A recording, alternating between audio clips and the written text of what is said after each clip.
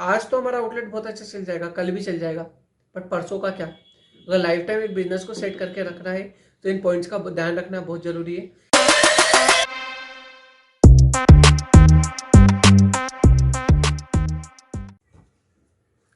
Hello नमस्कार दोस्तों, आप सभी का स्वागत है मेरे पे जीएनजी सपोर्ट में। इन एक नए टॉपिक के साथ मैं आ गया हूं जो मोस्ट अवेटेड टॉपिक था, जिसके लिए मैंने बहुत ज्यादा कमेंट देखे हैं। जो सब चाहते थे कि हमें जोमेटो पे सेल कैसे इंक्रीज करने हैं, उसके लिए कोई टॉपिक पे वीडियो बनाओ। तो मैंने सोचा कि मैं इसको दो पार्ट में डिवाइड करूंगा। एक होता है थ्योरेटिकल नॉलेज, एक होता है प्रैक्टिकल नॉलेज। थ्योरेटिकल नॉलेज बोले तो हमें क्या चीजें करनी चाहिए जिसके कारण सेल इंक्रीज होती है। प्रैक्टिकल नॉलेज वो होता है कि हम भाई जो जोमेटो वगैरह की जो ऐप वगैरह चला रहे हैं उसके अंदर क्या एडिटिंग करना चाहिए जिससे सेल इंक्रीज हो। तो आज मैं आपको थ्योरेटिकल नॉलेज के बारे में बात करने वाला हूँ। मैंने जब मेरा आउटलेट स्टार्ट करा था ना, तो हुआ ये था कि जब मैंने आउटलेट अपना स्टार्ट करा तो मुझे इन चीज़ों के बारे में नहीं पता था। बट मैंने क्या करा था कि होता है कि हम लोग क्या सोचते हैं कि अर्निंग ज़्यादा हो और प्रॉफिट, हम प्रॉफिट पे ज़्यादा वो रखते हैं कि भाई प्रॉफिट होना चाहिए, प्रॉफिट होना चाहिए, प्रॉफिट होना चाहिए। बट हम ये भूल जाते हैं कि हमारी quantity, quality, pricing, unique marketing सब कुछ होना चाहिए। तो इन्हीं टॉपिक्स पे मैं आज आपसे बात करने आया हूँ। तो मैं आप लोगों के सामने कुछ चार टॉपिक लेकर आया हूँ। चार में से एक टॉपिक ऐसा है जो दो टॉपिक को इंक्लूड करता है। तो इन सभी टॉपिक को हम लोग आज डिस्कस करेंगे कि क्या होता है, कैसे होता है और क्या क्या चीजें किस तरीके से हमें डील करना चाहिए। तो सबसे पहले हम लोग चालू करते हैं। सबसे पहला टॉपिक होता है पैकेजिंग। पैकेजिंग। अब मैं पैकेजिंग के लिए आपको एक एग्जांपल के थ्रू शुरू करता हूँ। आप उससे खुद समझ जाओगे, मुझे कुछ एक्सप्लेन करने की जरूरत नहीं पड़ेगी, आप खुद समझ जाओगे कि हाँ हमें क्या करना है। एक बात बताओ, एक चाइनीज सेंटर है, वहां पे एक नूडल्स है। आप उस नूडल्स को एक ट्रांसपेरेंट पन्नी आती है, आपने देखा होगा प्लास्टिक की ट्रांसपेरेंट पन्नी आती है, उसके अंदर अगर उसे पैक करके देंगे, उसकी pricing max to max 30 rupees या 40 रुपीज हो सकती है। उससे महंगा आप उसे नहीं बेच सकते। उसी को आप एल्यूमिनियम फॉइल वाली पन्नी आती है एल्यूमिनियम फॉइल की, जब उसमें पैक करेंगे तो उसका प्राइस मैक्स टू मैक्स कितना हो सकता है? 50 रुपीज, 55 रुपीज। पैकिंग का डिफरेंस पड़ रहा है और कुछ नहीं। फिर उसके बाद नेक्स्ट हम लोग चलते हैं, एल्यूमिनियम कंटेनर आते हैं। एल्यूमिनियम पन्नी आपको बताया, एल्यूमिनियम पॉलिथीन आती है जो आप लोगों ने सबने देखी, जो जितने भी रेस्टो पार्टनर है वो हर एक पैकेजिंग मटेरियल से डील कर ही रहे किसी ना किसी चीज पे। तो एक होता है कि फिर उसके बाद हम लोग लेते हैं एल्यूमिनियम कंटेनर। एल्यूमिनियम कंटेनर आते हैं, एल्यूमिनियम कंटेनर बड़े साइज के, छोटे साइज के, जो भी आते हैं। साइज मैटर नहीं करता इसमें, साइज बड़ा साइज लोगे तो ज़्यादा अच्छी बात है। उसमें अगर आप पैक करके देते हैं तो आप उस नूडल्स को ऑनलाइन अपने प्रॉफिट का अमाउंट बताता हूँ मैं आपको, वो अमाउंट नहीं बताता जिस पर आप सेल करते हैं, वो दूर की बात है। हमें हमारे प्रॉफिट से मतलब होता है, इसलिए मैं आपको उस टॉपिक पे बात कर रहा हूँ। तो होता है हम एल्यूमिनियम कंटेनर में अगर उसे सेल करेंगे तो उसका प्राइस हम मैक्स टू मैक्स 70 या 80 रुपीज रख सकते हैं, उससे ज़्यादा नहीं। बट चीज़ वही है, क्वांटिटी वही है, क्वालिटी वही है, एंड प्रोडक्ट भी वही है। तो ऐसा क्या कर सकते हैं? तो फिर है ना, एक और लास्ट ऑप्शन कि हम भैया हमने पॉलीथीन में नहीं रखा, एल्यूमिनियम फॉइल की पन्नी में नहीं रखा, एल्यूमिनियम कंटेनर में नहीं देना है, तो किस में दे? तो आप लोगों ने देखा होगा प्लास्टिक के बॉक्स आते हैं जिसके अंदर हम लोग अगर नूडल्स पैक करके देंगे, उस पर अपना अच्छा सा स्टिकर लगाओ, एंड उसका प्राइस अगर 120 भी होगा, एक बार गया, रिव्यू कभी नहीं बिगड़ेगा। रिव्यू मैटर करता है, रिव्यू भी नहीं बिगड़ेगा, वो चीज की सेल हुई तो किसका फायदा है? आपके 30 रुपए की ही नूडल्स है वो, बट वो गई किस तरीके से? एक प्लास्टिक के डब्बे में जो 10 रुपए, 20 रुपए या 15 रुपए का डब्बा होगा, बट उसकी प्राइस एकदम से 3 गुना डबल हो गई। ये होता है पैकेजिंग, जिससे आप अपना मार्जिन भी बढ़ा सकते हैं। आपको ये टेंशन नहीं रहेगा कि मेरे 10 डिश बिकी कि नहीं। आपको ये मेन मोटिव होना चाहिए कि आपकी डिश बिकी, एक बिकी तो उससे प्रॉफिट कितना हुआ, ये ज्यादा आपका मेन मोटिव होना चाहिए। तो पहला टॉपिक था पैकेजिंग। उसके बाद हम लोग आते हैं यूनिक मार्केटिंग। तो नेक्स्ट टॉपिक है यूनिक मार्केटिंग। यूनिक मार्केटिंग के बारे में मैं आपको बताता हूँ। मैं यूनिक मार्केटिंग बहुत तरीके की होती है, जो मैंने खुद ने करी है वो मार्केटिंग मैं आपको बताता हूँ, जिससे आप लोग समझ पाएंगे कि हाँ ये चीज इस टाइम पीरियड के हिसाब से डिपेंड करती है वो। भैया सीजन के हिसाब से, फेस्टिवल के हिसाब से, मंथ के हिसाब से, यहाँ तक कि रिलेशन के हिसाब से भी डिफर करती है कि हमें किस टाइम पे क्या चीज देना चाहिए। जैसे कि यूनिक मार्केटिंग का मतलब ये होता है, मुझे एक बात बताओ, 50 पैसे का इन्वेस्टमेंट एक ऑर्डर पे 50 पैसे रुपए एक्स्ट्रा पड़े तो आपको कोई फर्क पड़ेगा? नहीं पड़ता। बट वो 50 पैसे से अगर इंप्रेशन अच्छा हुआ तो किसका फायदा होगा, आपका कि मेरा? आप ही का। 50 पैसे का जो सैनिटाइजर आता है, आपने देखा होगा, एक सैनिटाइजर शीशे आते हैं, मैं आपको लिंक डिस्क्रिप्शन में दूंगा, आप वहां से परचेस भी कर सकते हैं। 50 पैसे का एक जो सैनिटाइजर होता है ना, जब आप उसे परचेस करेंगे एंड वो एक ऑर्डर के साथ रख के दिया, आपको पता है कोरोना पीरियड चल रहे, सेफ्टी हाइजीन जोमेटो स्विगी जो भी आउटलेट है, सब जो भी ऑन बोर्डिंग वाली जो चीजें हैं वो सब क्या बोलती हैं, हाइजीन पे ध्यान दो, हाइजीन पे ध्यान दो, हाइजीन पे ध्यान दो, सेफ्टी हाइजीन। बट अगर आप सैनिटाइजर दोगे तो इंप्रेशन किसका अच्छा बनेगा, हमारा। 50 पैसे में हमें कोई फर्क नहीं पड़ेगा। एक चीज और, जब हमने सैनिटाइजर दिया, मान लो जैसे मैंने सैनिटाइजर कैसे लाया मैं बताता हूँ। हुआ यह था कि मैं मुंबई में एक बस में ट्रेवल कर रहा था एंड वहां से आते टाइम मुझे एक वड़ा पाव मिला। वड़ा पाव तो आपको पता है 10 रुपए का मिलता है, उसने 20 रुपए में दिया। उसमें 20 रुपए में दिया, मेरे को कोई फर्क नहीं पड़ा क्योंकि मुझे खाना भी था, मैं ले लिया। उसका 20 रुपए का कारण क्या था पता है, बड़ा पाव अपन डायरेक्ट खरीदते हैं 10 रुपए का, तो पैकेजिंग वो जो आपको पता है मैंने बताया कागज में दे दिया। उसने बॉक्स में ला के दिया, जो बर्गर बॉक्स आता है उसका खुद का बनाया हुआ बॉक्स था, उसके अंदर लाया हूँ। उसके अंदर उसकी खुद की मिर्ची थी साइड डिश जो, और सैनिटाइजर था। तो मुझे सैनिटाइजर का उस टाइम समझ में नहीं आया कि क्या करूं। बट जब मैंने खाया एंड जब मेरे हाथ जो उससे गंदे हुए, जब मैंने उसको लास्ट में सैनिटाइजर यूज करा, तो मेरे माइंड में ये चीज क्लिक हुई यार कि ये मैं क्यों नहीं कर सकता हूँ। मार्केटिंग है, मार्केटिंग वो भी कर रहा है, मैं भी कर रहा हूँ। मैं किसी की कॉपी नहीं कर रहा हूँ, मैं अपनी मार्केटिंग खुद बना रहा हूँ।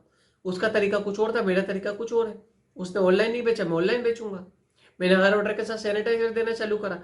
एक आपको सैनिटाइजर देने का तरीका ये भी होता है कि आप उसको है ना उस तरीके से दो कि भाई एक ऑर्डर के हिसाब से पर पैक्स कितने आते हैं, 4 लोगों का आपको समझ में आता है कि कितने लोगों का ऑर्डर है, कितने पैक्स का ऑर्डर है, उस पैक्स के हिसाब से आप सैनिटाइजर के शीशे रख दो।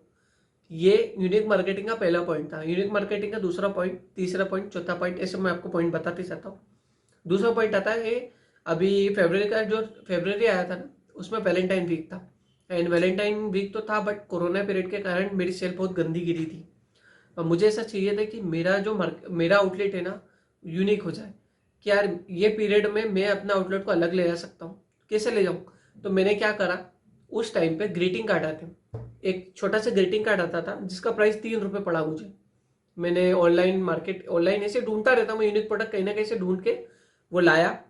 एंड वो जो छोटा सा ग्रीटिंग कार्ड था ना उसको मैंने हर ऑर्डर के साथ रख के दिया। कब तक चलाया मैंने, भैया मुझे पता है वैलेंटाइन वीक आपको पता होगा 7 से 14 चलता है।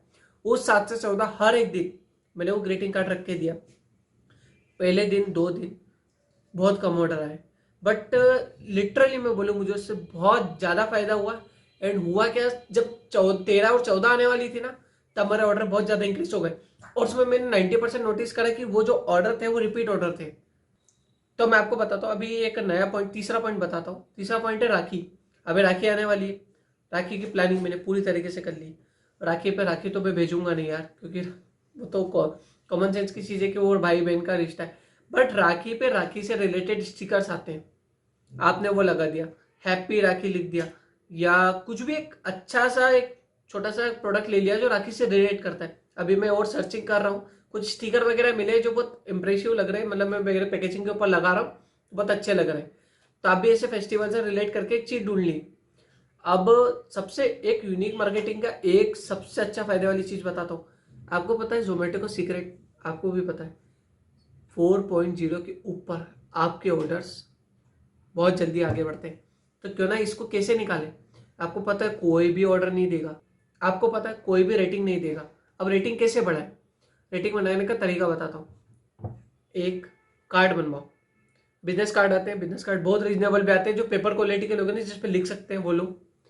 उसमें पूरा मैसेज टाइप करो, thank you for ordering for my outlet, from my outlet, जो भी नाम है आपका आउटलेट का, and please give us valuable rating. And नीचे स्टार बना दो 5, एंड उस पर स्पेस छोड़ दो डियर करके, एंड उसका नाम लिख दो।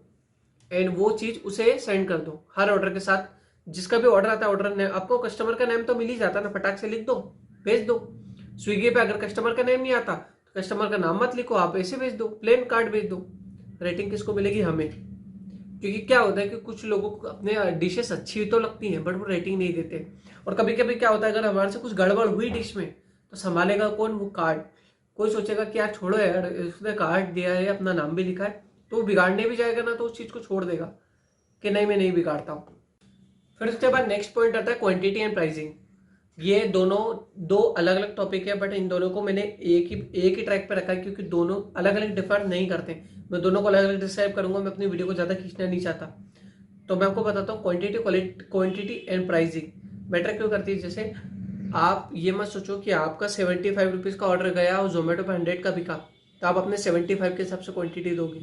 कस्टमर क्वांटिटी एक्सपेक्ट करता है, जो कमीशन लगा हो, आपका डिलीवरी चार्ज लगा हो, वो उस सब उसको किसी चीज़ से लेना देना नहीं।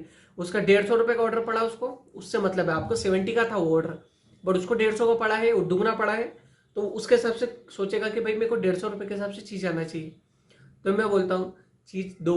ऐसा नहीं है कि आप अपने अमाउंट के हिसाब से डिश रख के मार्जिन रख के बैठ जाओगे ना, आज तो खा लेगा वो, कल नहीं खाएगा। और हमें ये चीज़ रखनी है कि अगर कोई अमाउंट पे हमारे से कोई डिश खा रहा है तो वो आगे भी हमारे पास खाए। क्योंकि क्या होता है, जैसे मैं भी एज अ कस्टमर अपने आप को व्यू करके देखता हूँ ना, तो मैं सोचता हूँ, मैं अगर जब ऑर्डर करता हूँ, मैंने सोचा 120 रुपये का एक पिज़्ज़ा आ रहा है, तो वो पिज़्ज़ा वो अमाउंट के हिसाब से देखता हूँ मैं। मुझे नहीं पता कि वो 80 रुपये का उसको बेचारे को पड़ेगा, वो क्या बेचेगा क्या खाएगा, बट अमाउंट मैटर करता है। तो प्राइसिंग एंड क्वांटिटी मैटर करती है, क्वांटिटी का हमेशा ध्यान रखें। अब नेक्स्ट टॉपिक आता है क्वालिटी। क्वालिटी बहुत ज़्यादा मैटर करती है। एक बात बताओ, क्वालिटी ऐसा नहीं होता कि आपने डिश बहुत अच्छी बना के दे दी वही क्वालिटी होती। क्वालिटी ये होती है कि जब वो डिश उसके सामने जाए ना, इंप्रेसिव होना चाहिए, देख के लगे कि नहीं ये मैंने, जैसे 50 रुपए भी 10 रुपए की भी चीज़ हो ना, तो उसको उस चीज़ की वैल्यू दिख जाए देखते से कि हाँ भाई दिया है, इस बंदे ने वो चीज़ करके दी है। हर डिश में चीज़ होती है जो लोगों को पसंद होती है। पिज़्ज़ा में चीज़ पसंद होता है ना, बर्गर में आलू की टिक्की पसंद होती है। तो जो चीज़ कस्टमर को अट्रैक्ट करती है ना, उस चीज़ पे ज़्यादा फोकस करो। अपन ज़्यादा सब्जी डाल देंगे तो कोई खुश नहीं होगा, पर ज़्यादा चीज़ डाल देंगे खुश होगा। अमाउंट उस चीज़ पे खर्चा करो जिस चीज़ पे कस्टमर को खुशी हो और हमारा फायदा हो। तो इससे क्वालिटी भी सुधरेगी। जितनी अच्छी क्वालिटी जाएगी, कस्टमर खुश, अपने आप धीरे धीरे आउटलेट ग्रो करने लगता है। आज तो हमारा आउटलेट बहुत अच्छा चल जाएगा, कल भी चल जाएगा, बट परसों का क्या। अगर लाइफ टाइम एक बिजनेस को सेट करके रखना है तो इन पॉइंट्स का ध्यान रखना बहुत जरूरी है। एंड मैं आपको, ये तो थ्योरेटिकल एक एक्सपीरियंस था जो मैंने आप लोगों के साथ शेयर करा, जो मैं अपने आउटलेट के लिए कर रहा हूँ। बट मैं आपको प्रैक्टिकल जो जोमेटो पर इंटरनल एडिटिंग होती है, वो मैं आप लोगों को जल्दी एक वीडियो लेकर आऊँगा। Till then good bye. And हाँ, प्लीज़ मुझे कमेंट सेक्शन में बताओ आपको वीडियो कैसी लगी। एंड हाँ, आपको किसी भी चीज़ से रिलेटेड कोई भी क्वेश्चन है, कोई भी क्वेरी है, और कुछ जोमेटो स्विगी से जो आपको पूछना है आप पूछ सकते हैं। इतना एक्सपीरियंस तो हो गया है कि मैं आपकी हेल्प कर सकता हूँ। आप लोगों का कभी लॉस होने नहीं दूंगा। Till then good bye, thank you.